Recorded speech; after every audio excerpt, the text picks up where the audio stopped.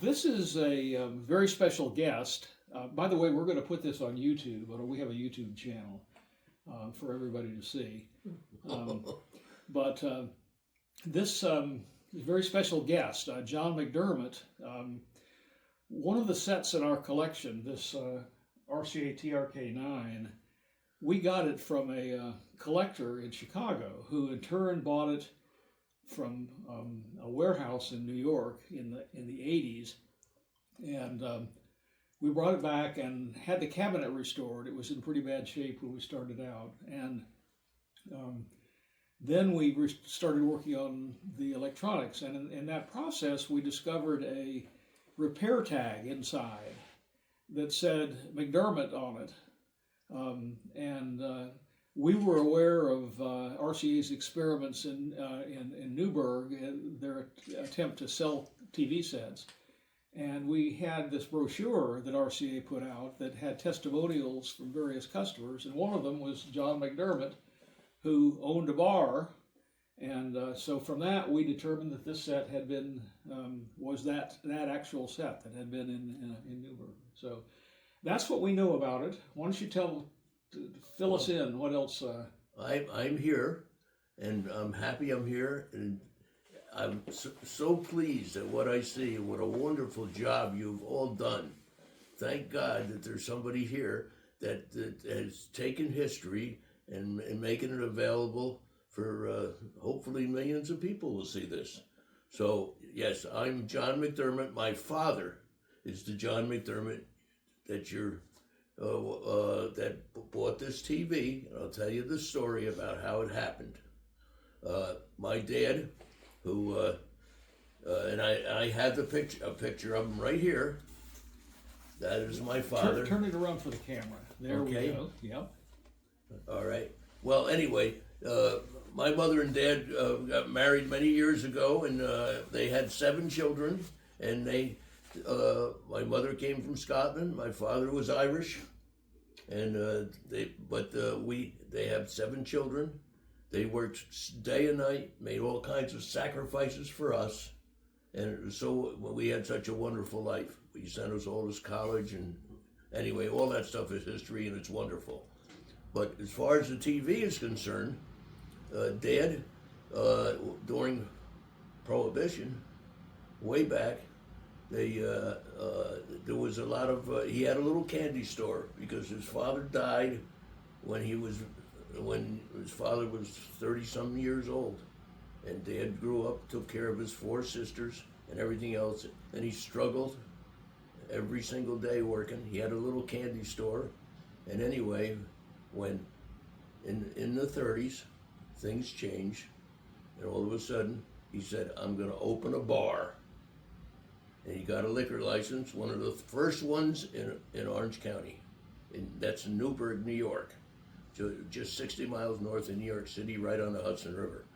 Anyway, he started with his bar there, and it just happens that a number of his people that came to his bar, that were his friends, worked for a company that was going to distribute that were actually distributing all the radio and things to all the dealers and stuff in Orange County. They were out of Albany, but their big headquarters was in Newburgh.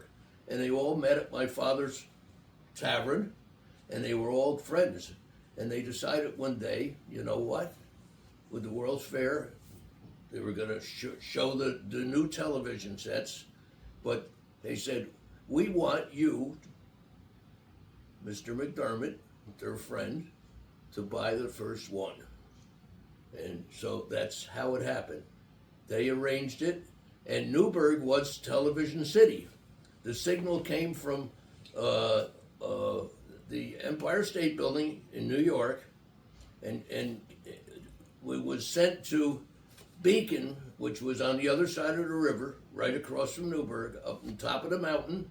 They picked up the signal, turned it around, and shot it down at Newburgh. And all the people had big antennas up because that signal went straight, and it didn't follow the curvature of the earth. So they had to put it down into Newburgh.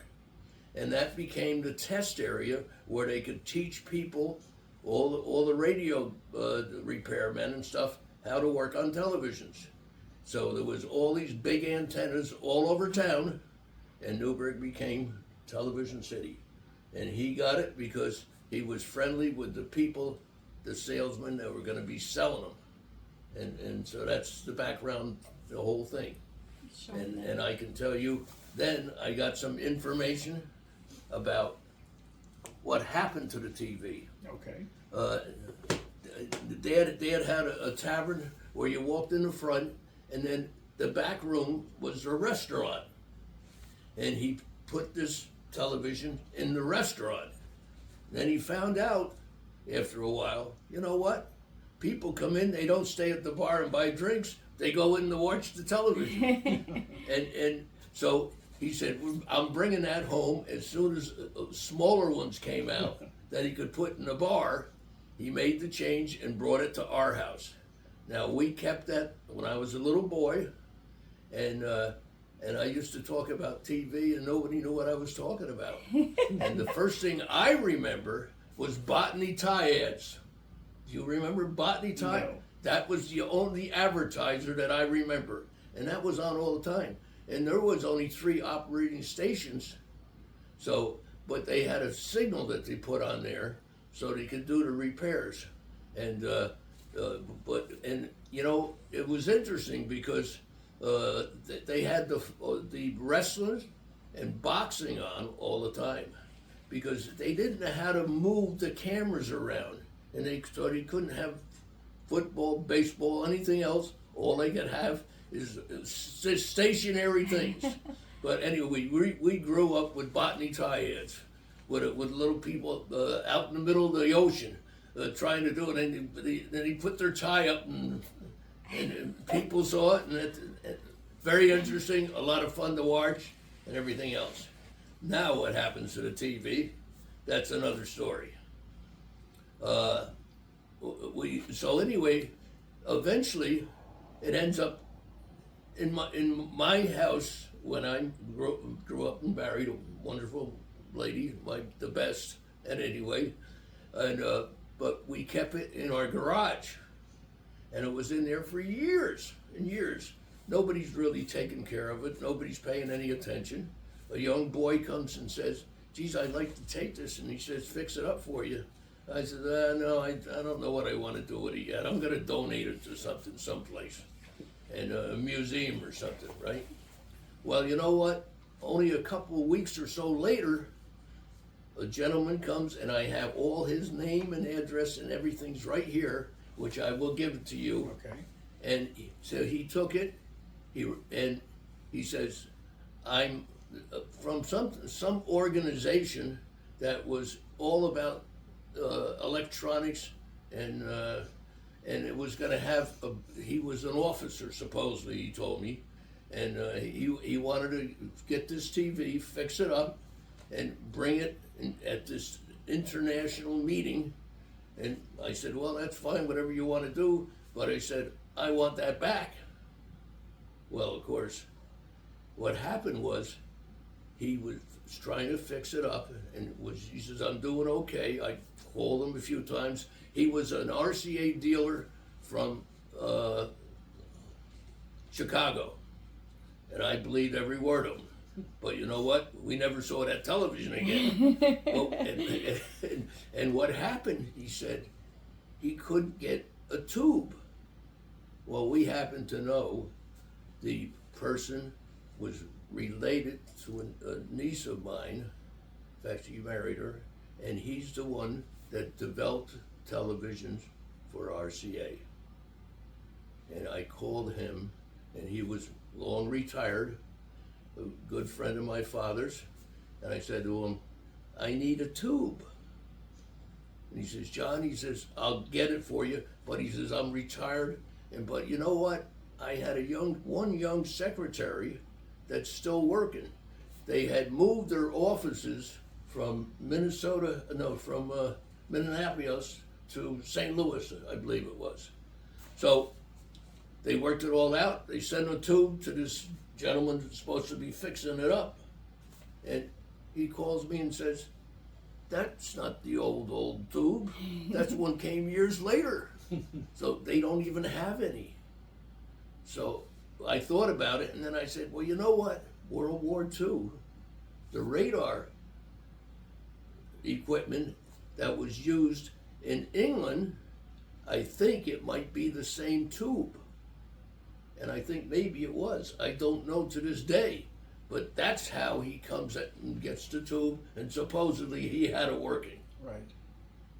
But anyway, then all of a sudden I find out he died, and he'd never talked to me again, and I don't know what happened. What was his name?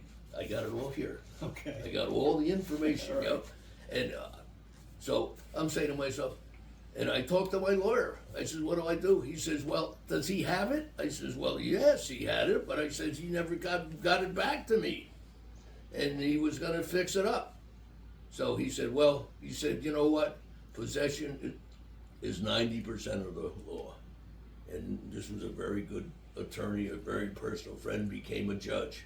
He says, forget it. I thought about it, and I said, well, you know what? The important thing is somebody's going to get it, maybe, and fix it up.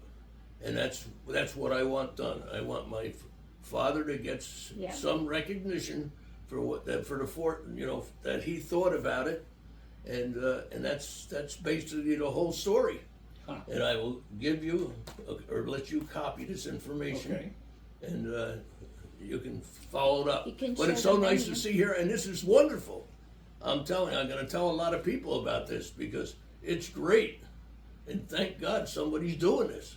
I had no idea it was as nice and it was as much effort being put into it as it is. Congratulations. I'm so proud of you. Well, thank you. Thank you. That's a fascinating story. It fills in parts that we didn't know. Yes. There was quite a bit of deception that went on Yeah. as the early collectors in the 80s especially saw that the value of these things were going up. I think we paid $10,000 for this set. Yeah. And now the prices have dropped since then, but it was very lucrative, and there were people who went all over the New York area. There was one guy I know that got a copy of the RCA annual report from 1939, and it had in there was a picture of all the engineers and their names. And so he went to New York City and tracked these people down and talked them out of their, because a lot of them had equipment they'd kept from the days when they worked for RCA. And so a lot of the sets came on the market that way. The collector we bought this from was in Chicago, and he died. And I'm just wondering if it's the same guy or if it changed hands in between. I'll go over this stuff with you. Okay. Well, anyway, I had always thought, I got to get that back, and I was willing to offer them $10,000 to Right. buy it. Right. Not that Yeah. I'm really wealthy, but I got, I could certainly afford that. Right. And and I said, well, someday I'm going to buy it, and I'm going to take it down to Washington, D.C. and put it in a museum. But now that I see what you've done with it, I just as soon it be here. Right. Well, Okay. This is the premier place in the country. Absolutely. I'm so proud of this. It's wonderful. Yeah, it's, So thank you for what you're doing. well, thank you for coming and sharing your